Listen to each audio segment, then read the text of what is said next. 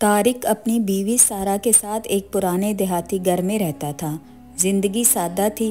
صبح وہ کھیتوں میں کام کرنے جاتا اور شام کو تھکا ہارا واپس آتا۔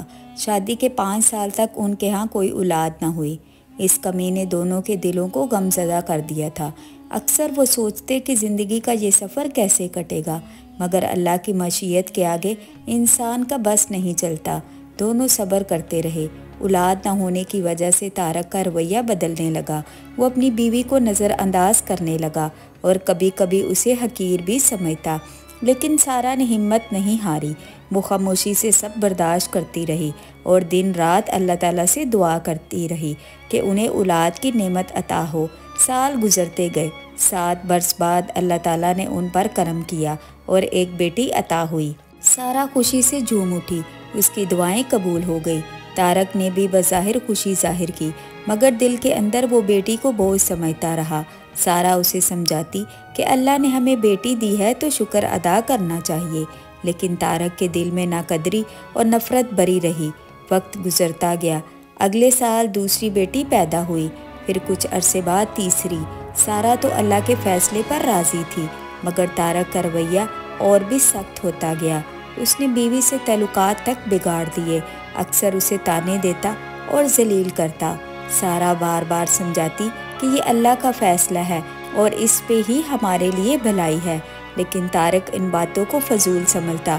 آخر کار اس کی سختی اور جہالت اس حد تک پہنچ گئی کہ اس نے سارہ کو طلاق دے دی۔ سارہ پر قیامت ٹوٹ چکی تھی۔ طلاق کے بعد اس کے پاس کوئی سہارا نہ رہا۔ وہ چیختی مگر سننے والا کوئی نہ تھا۔ اب اس کے دکھ کا درد صرف اللہ ہی تھا۔ طارق نے نہ صرف طلاق دی بلکہ اسے گھر سے بھی نکال دیا۔ کھیت کے ایک کونے میں ایک چھوٹا سا کچا مکان بنا کر اسے بیٹیوں کے ساتھ وہاں بھیج دیا۔ وقت گزرا اور کچھ ہی دنوں میں خبر ملی کہ طارق نے محلے کی ایک عورت سے بڑی دھوم دھام کے ساتھ شادی کر لی۔ بارات نکلی، ولیمہ ہوا اور وہ خوشی خوشی نئی زندگی میں مگن ہو گیا۔ طارق نے اللہ کی دی ہوئی نعمت کو چھوڑ کر اپنی خوشی خود تلاش کرنے کی کوشش کی، لیکن وہ نہیں جانتا تھا کہ قدرت کے فیصلے اٹل ہوتے ہیں۔ جب انسان ظلم کرتا ہے تو اس کا انجام ہمیشہ دردناک ہوتا ہے، مگر کچھ لوگ یہ بھول جاتے ہیں اور سمجھتے ہیں کہ ظلم کر کے دنیا بسا لینا ہی کامیابی ہے۔ سارہ کی بیٹیاں ابھی بہت چھوٹی تھیں۔ 3-4 سال کی عمر میں ہی انہیں ماں کے ساتھ مشکل دن دیکھنے پڑے۔ سارہ ان کے لیے خیرات اور صدقات پر گزارا کرتی۔ غربت، ذلت اور تنہائی کے باوجود وہ اللہ سے امید نہیں توڑتی تھی۔ اسے یقین تھا کہ اللہ کہیں نہ کہیں سے راستہ ضرور نکالے گا۔ ادھر طارق کی نئی زندگی چل رہی تھی۔ کچھ عرصے بعد اللہ نے اسے بیٹا دیا، بالکل ویسا ہی جیسا وہ چاہتا تھا۔ محلے میں چرچا ہونے لگا، لوگ طرح طرح کی باتیں کرنے لگے۔ کوئی کہتا طارق کی پہلی بیوی اچھی نہ تھی، اسی لیے بیٹا نہیں ہوا۔ کوئی سارہ کی زندگی پر طعنے کسنے لگا کہ اگر وہ نیک ہوتی تو اتنی ذلت بری حالت میں کیوں رہتی۔ طارق نے بیٹی کی پیدائش پر بڑی دعوت کی، محلے والوں کو بلایا، خوب کھانے پکائے اور خوشیاں منائی۔ اس کے لیے یہ دن زندگی کی سب سے بڑی کامیابی لگ رہا تھا، لیکن انسان یہ نہیں جانتا کہ اصل خیر کس میں ہے۔ انجام کی حقیقت صرف اللہ کے علم میں ہوتی ہے۔ وقت اپنے رفتار سے آگے بڑھتا رہا۔ دن مہینوں میں اور مہینے سالوں میں ڈھلتے گئے۔ 3 سال بعد طارق کے ہاں دوسرا بیٹا پیدا ہوا، پھر کچھ سال بعد تیسرا بھی۔ طارق کے دل کو سکون مل گیا۔ اس نے اپنے ظلم کو ہی درست سمجھنا شروع کر دیا۔ شیطان نے اسے یقین دلایا کہ جو کچھ وہ کر رہا ہے وہ ٹھیک ہے۔ وہ سمجھتا کہ اللہ نے مجھے 3 بیٹے دیے ہیں تو اس کا مطلب ہے میں حق پر ہوں، حالانکہ قصور سراسر اسی کا تھا۔ طارق کھیتوں میں کام کرتا اور اپنا گھر سنبھالتا۔ ادھر سارہ اپنی 3 بیٹیوں کے ساتھ خیرات، زکوٰۃ اور صدقات پر گزارا کرتی۔ ایک طرف ایک ظلم کرنے والا خوشیوں بھری زندگی گزار رہا تھا، جبکہ دوسری طرف ایک مظلوم عورت ہر طرف سے امتحانات میں جکڑی ہوئی غربت کی زندگی گزار رہی تھی۔ لیکن یاد رکھیں، اللہ کے فیصلے ہمیشہ اٹل ہوتے ہیں، بس ظاہر دیر سے ہوتے ہیں۔ بیٹے جوان ہو گئے۔ اب طارق خود بڑھاپے کی دہلیز پر پہنچ چکا تھا۔ کچھ وقت بعد طارق نے اپنی بیوی کو کہا، بیگم صاحبہ، کوئی خوبصورت سی لڑکی دیکھو، مالدار گھرانے سے ہو، تاکہ بڑے بیٹے کی شادی کرو۔ کم از کم یہ ایک ذمہ داری تو پوری ہو جائے۔ دوسری طرف سارا کی تینوں بیٹیاں بھی جوانی کے دہلیز پر تھیں، لیکن غربت نے انہیں دنیا کی خوشیوں سے محروم کر رکھا تھا۔ نہ اچھے کپڑے، نہ زیور اور نہ ہی شادی کے کوئی اسباب۔ یہ سب ان کے لیے ایک خواب جیسا تھا۔ کچھ وقت بعد طارق نے بڑے بیٹے کا رشتہ شہر میں طے کر دیا۔ گھر میں خوشیوں کا ماحول بن گیا۔ طارق، اس کی بیوی اور بیٹا سب خوشی سے جھوم رہے تھے۔ انہی لمحوں میں سے ایک بیٹے نے کہا، بابا، شادی میں سارا کو بھی ضرور بلائیں، وہ بھی تو ہماری طرف سے رشتہ دار ہے۔ یہ سن کر طارق نے تکبر بھرے لہجے میں کہا، بیٹا، ان پاگلوں کو بلانے کا کیا فائدہ، لیکن چلو بلا لیتے ہیں تاکہ انہیں اپنی غلطی کا احساس ہو جائے۔ جب شادی کا وقت قریب آیا تو اس نے سارا کو دعوت دے دی۔ سارا نے دل کی گہرائیوں سے خوشی کے ساتھ دعوت قبول کی۔ شادی کے دن وہ اپنی بیٹیوں کے ساتھ شریک ہوئی۔ اس نے نہ صرف شرکت کی بلکہ بھرپور خدمت بھی کی۔ اپنی بیٹیوں کو بھی تاکید کی کہ وہ دل لگا کر سب کی خدمت کریں۔ یوں بڑے بیٹے کی شادی ہو گئی۔ کچھ ہی وقت بعد طارق نے دوسرے بیٹے، پھر تیسرے بیٹے کا بھی گھر بس گیا۔ اب طارق کا گھر خوشیوں سے بھر گیا تھا۔ ہر طرف ہنسی خوشی کا سما تھا۔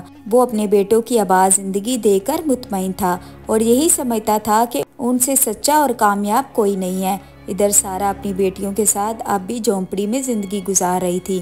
ان کا حال یہ تھا کہ اگر صبح کا کھانا ملتا تو شام کو فاقہ کرنا پڑتا، اور اگر شام کو کچھ کھا لیتے تو صبح کے لیے کچھ نہ ہوتا۔ غربت اور مفلسی نے زندگی کو ایک مسلسل آزمائش بنا دیا تھا۔ اس پر بھی لوگوں کے طعنے ختم نہ ہوتے۔ کوئی کہتا، اپنے خامد اور اس کی بیوی سے کچھ سیکھو، اگر وہ اچھا نہ ہوتا تو آج اتنا خوشحال کیوں ہوتا۔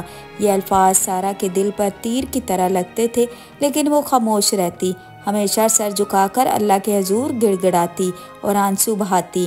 اب اس کے سامنے 3 بیٹیوں کی ذمہ داریاں تھیں اور دوسری طرف بڑھاپے کے اثرات اس کے جسم کو کمزور کرتے جا رہے تھے، مگر پھر بھی وہ صبر سے سب سہتی رہی۔ لیکن یاد رکھے، اللہ کے در سے کبھی مایوس نہیں ہونا چاہیے۔ وہ اپنے بندے کو چھپر پھاڑ کر دیتا ہے، بس شرط صبر ہے، کیونکہ جلد بازی شیطان کا کام ہے۔ کچھ وقت بعد شہر کے ایک اچھے اور معزز گھرانے کے لوگ رشتہ تلاش کرتے کرتے سارا کے گھر آ پہنچے۔ انہوں نے سارا کی دوسری بیٹی کو دیکھا جو کہ خوبصورت اور بااخلاق تھی۔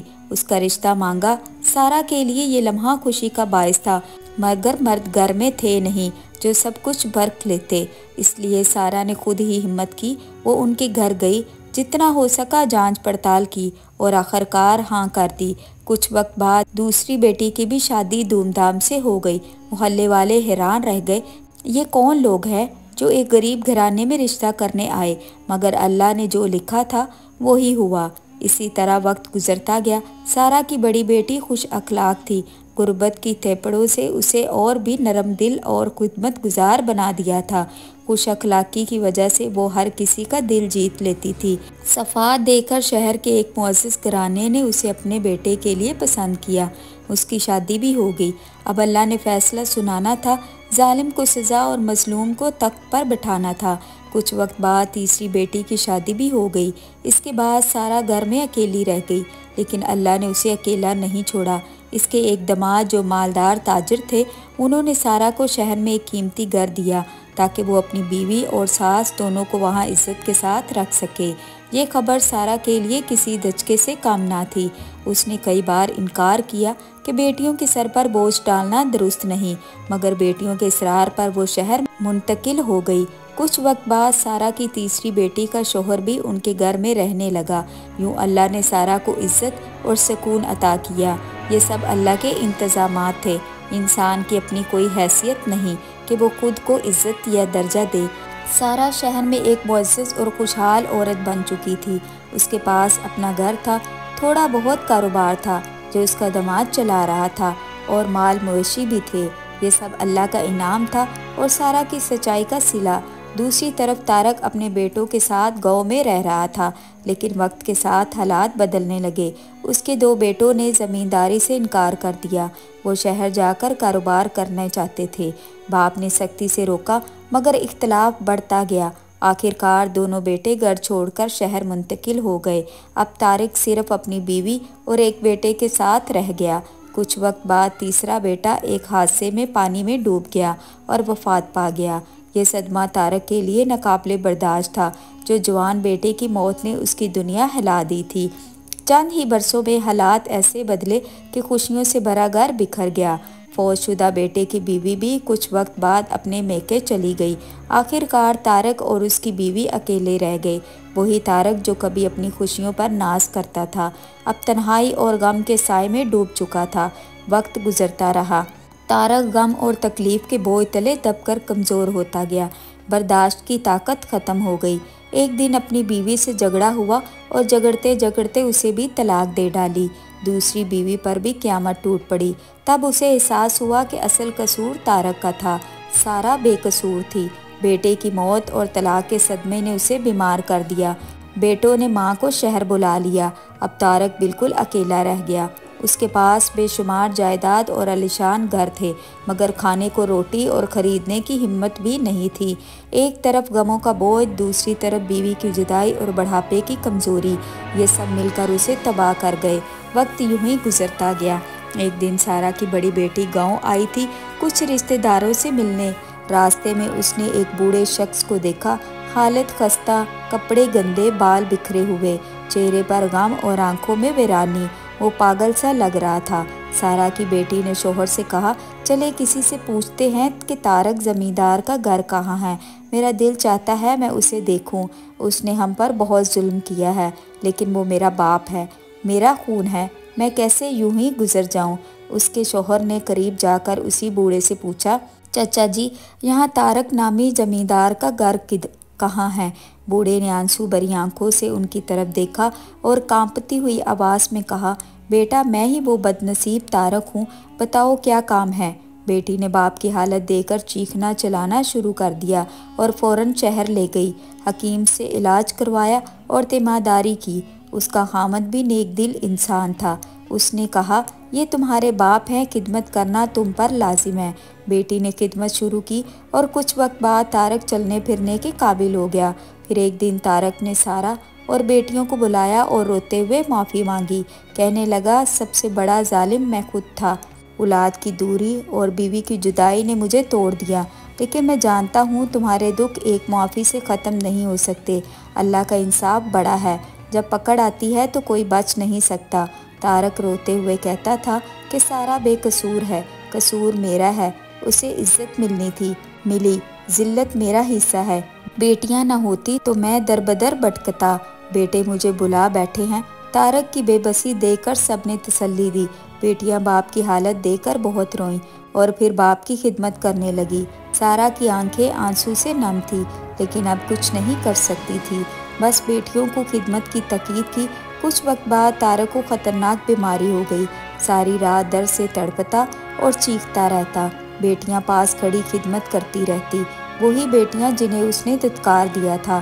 طارق دیوار کی طرف منہ کر کے چیخ چیخ کر اپنے ظلم پر اور بیٹیوں کی محبت پر روتا تھا کہ جنہیں بوجھ سمجھا وہی سہارا بن گئی اور جن بیٹوں پر ناز کیا وہی دشمن نکلے۔ آخر کار طارق وفات پا گیا اور اللہ نے سارا کو خالی ہاتھ ہونے کے باوجود عزت اور مرتبہ عطا فرمایا۔ اس کہانی میں ہمارے لیے بڑے سبق ہیں۔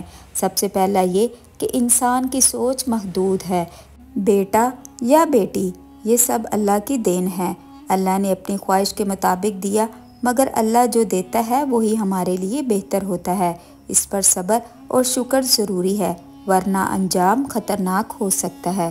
تو ویورز، اگر آپ کو یہ کہانی اچھی لگے تو اس کو لائک کیجئے۔ چینل پر نئے ہیں تو چینل کو سبسکرائب کر کے بیل کی گھنٹی کو آل پر کلک کر دیجئے تاکہ ہر نئی آنے والی ویڈیو کا نوٹیفیکیشن سب سے پہلے آپ تک پہنچ پائے۔ ویڈیو دیکھنے کا بہت بہت شکریہ۔